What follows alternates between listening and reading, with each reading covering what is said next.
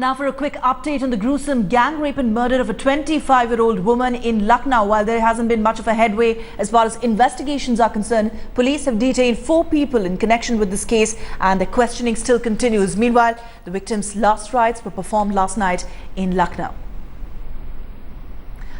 Well, Amir Haq is now joining us with more blood and gore and the savagery of this entire incident had shocked the country. Amir, but as far as investigations are concerned, no arrests in this case so far.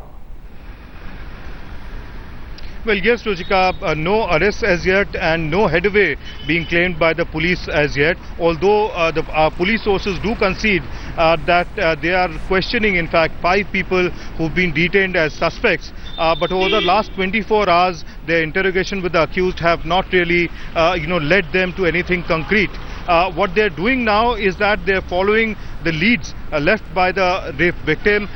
They've gone through the cell phone records that were available till about 9 p.m. that evening when she went missing. There was no phone conversation after that, and also her mobile phone went missing. So right now the priority of the 4 police teams that have been pressed into the investigations of the rape and murder case is to recover that mobile phone and also to gain something concrete from the investigations and interrogation that are going on with the 5 suspects. Although our police sources also say that by evening today they will be able to crack the case and perhaps will conduct a press conference with the details of the case. Ruchika?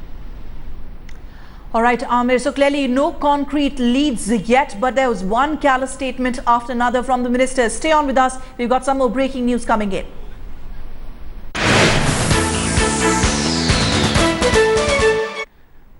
Well, Akhilesh Yadav's cabinet ministers are now following in the footsteps of the chief minister, leader and their party chief. Now listen into UP's cabinet minister Narad Rai's comment after Mulayam Singh's comment yesterday created an uproar.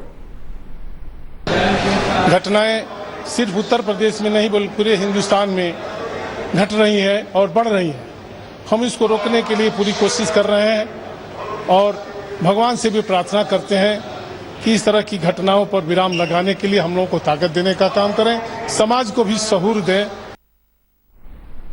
All right, so that's a statement from another minister of Uttar Pradesh. Let's in fact play out yesterday's comments from Samajwadi Party chief Mulayam Singh Yadav, where he suggested that going by Uttar Pradesh's population, the rape statistics in the state are actually very low. कदम तो UP में सबसे आप UP की बात करें 21 करोड़ की जनसंख्या है, अगर सबसे कम इस तरह के केस कहीं हैं हिंदुस्तान तो सबसे कम है यूपी में। Well, Amir, first the Samajwadi Party chief and now another minister, one callous statement after another. It seems that the government and of course Samajwadi Party seems to be completely out of touch with the growing resentment that's been brewing over the increase of cases of crime against women in the state.